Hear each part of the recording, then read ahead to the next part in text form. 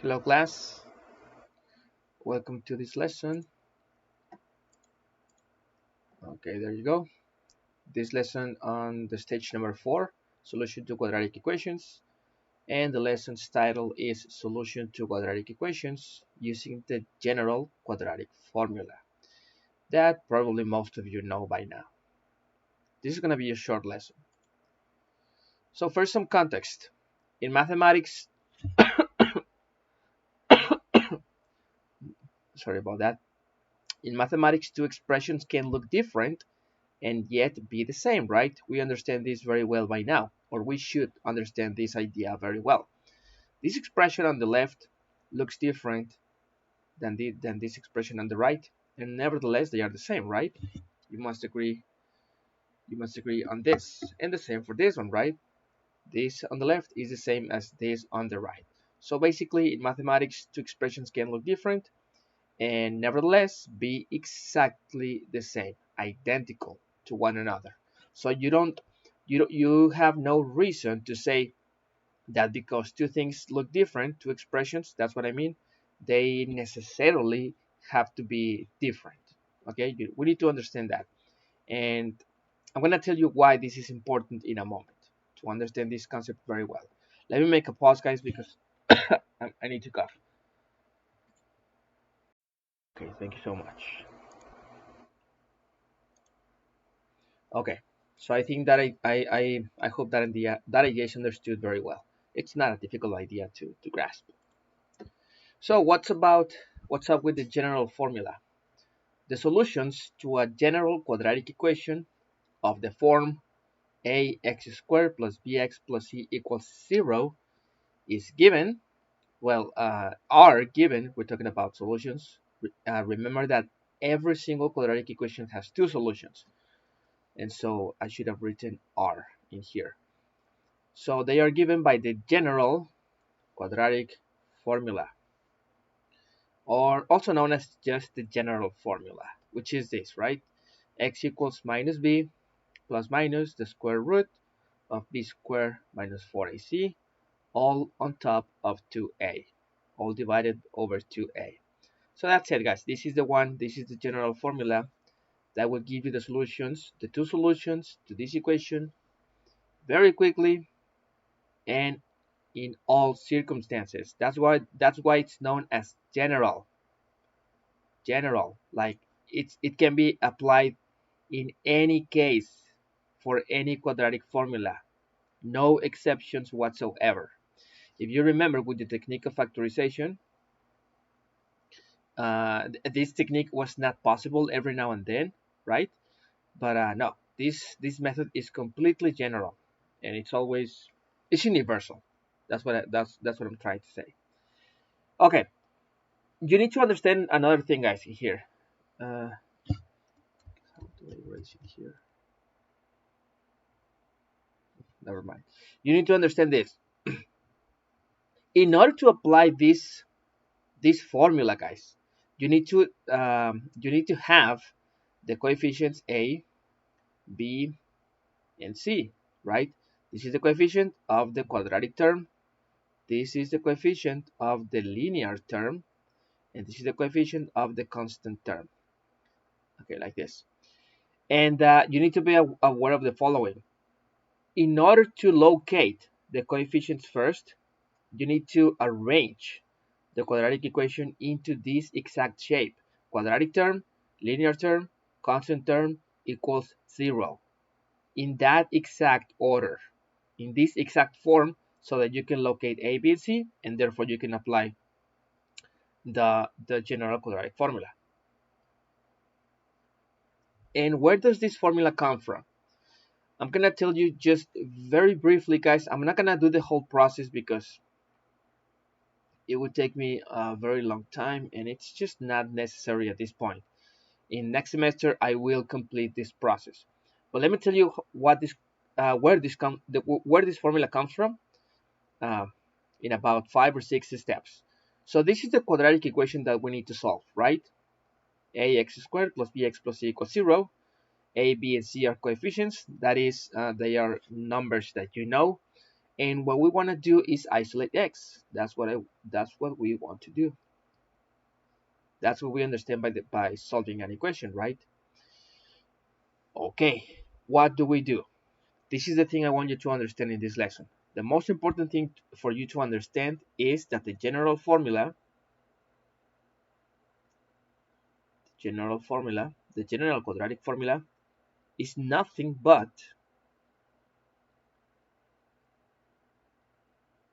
the technique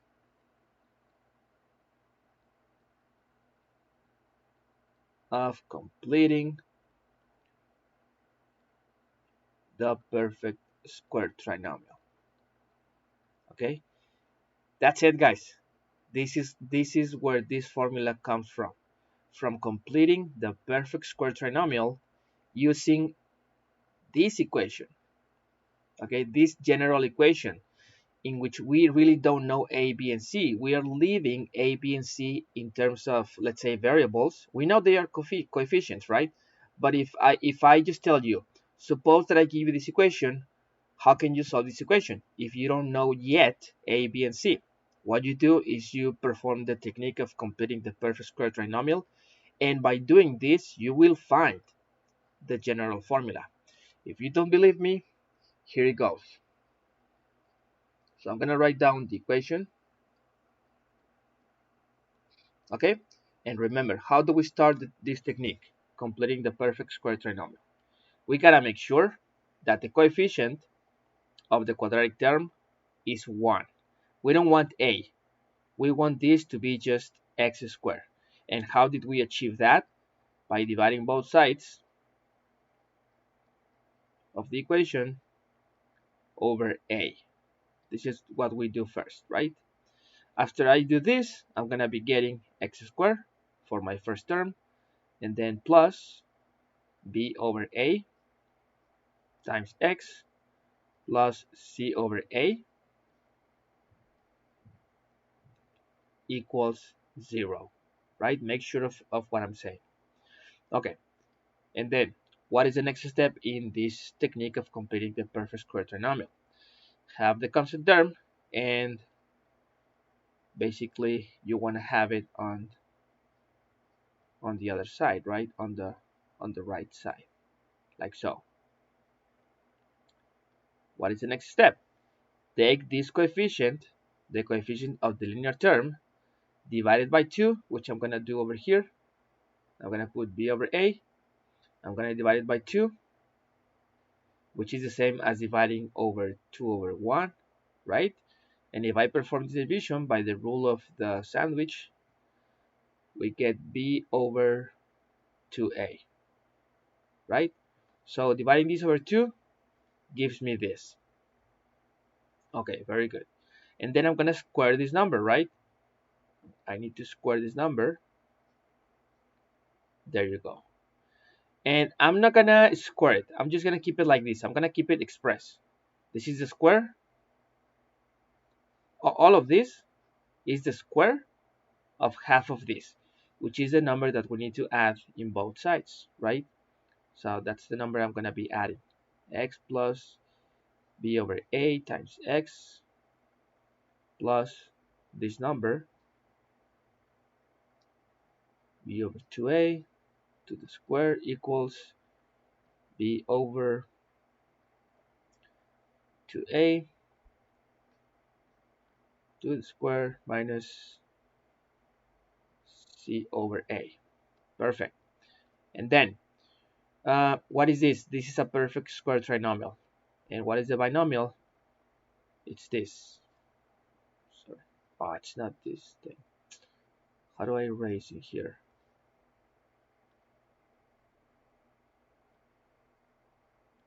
Okay.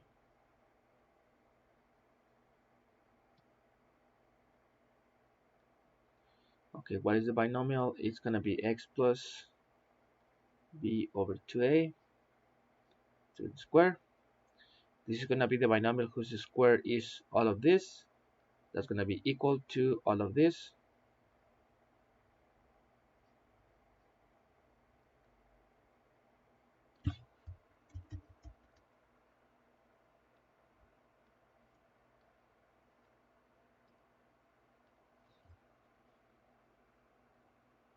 right? And I'm gonna continue over here. We have one more step to go, 2 steps more to go. Okay, now that we have it at this point, what is the next thing? In order to eliminate this square, what we do is we take the square root in both sides. So we get plus minus the square root of b over 2a to the square minus c over a, all of this inside the square root. And finally, in order to isolate x, I just go like this. X equals, uh, I'm gonna say the word, I'm gonna say pass to the other side, but now you know why you shouldn't do that stuff. Plus minus the square root of all of this stuff inside.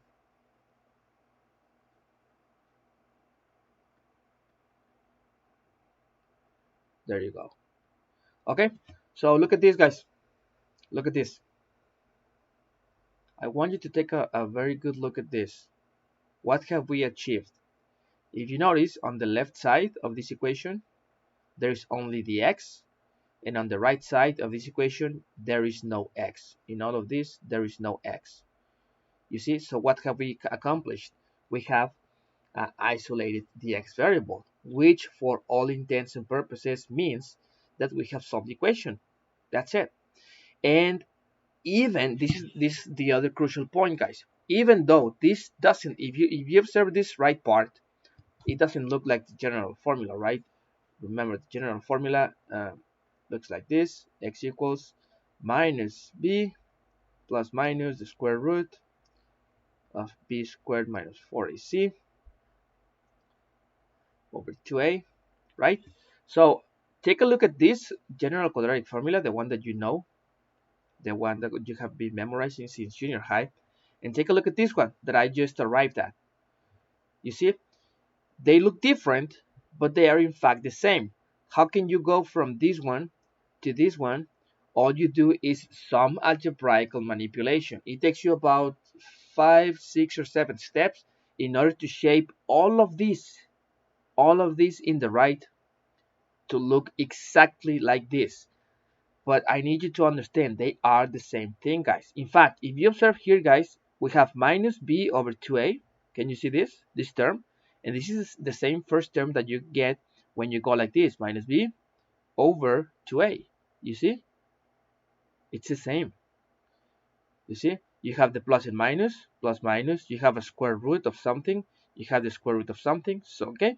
So I hope I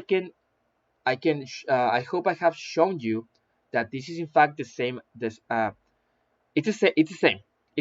This can be also classified as a general quadratic formula. It just looks a little different from the one that you see that you have known since junior high. Okay, but that's it. We have basically isolated the variable x. We have found the quadratic formula, and what did we do? We just used the technique of completing the perfect square trinomial. That's all we did. That's all we did. Okay, let's continue. What about this idea? The discriminant of the general quadratic formula. I'm going to say GQF for general quadratic formula, which once again is this, right? And let me tell you what this thing is, the discriminant. The expression b squared minus 4ac, which is this expression inside the radical, is known as the discriminant. Okay, so all of this, b squared minus 4ac, is known as the discriminant. And it's often represented by the letter delta. This Greek letter, which is like a triangle, it's known as delta. So delta, which is the discriminant, is equal to this once again. And this expression, the discriminant, is useful when trying to analyze the nature of the solutions to the quadratic equation. The two solutions of the quadratic equation will be real and different if the discriminant is greater than 0, real and equal if the discriminant is equal to 0,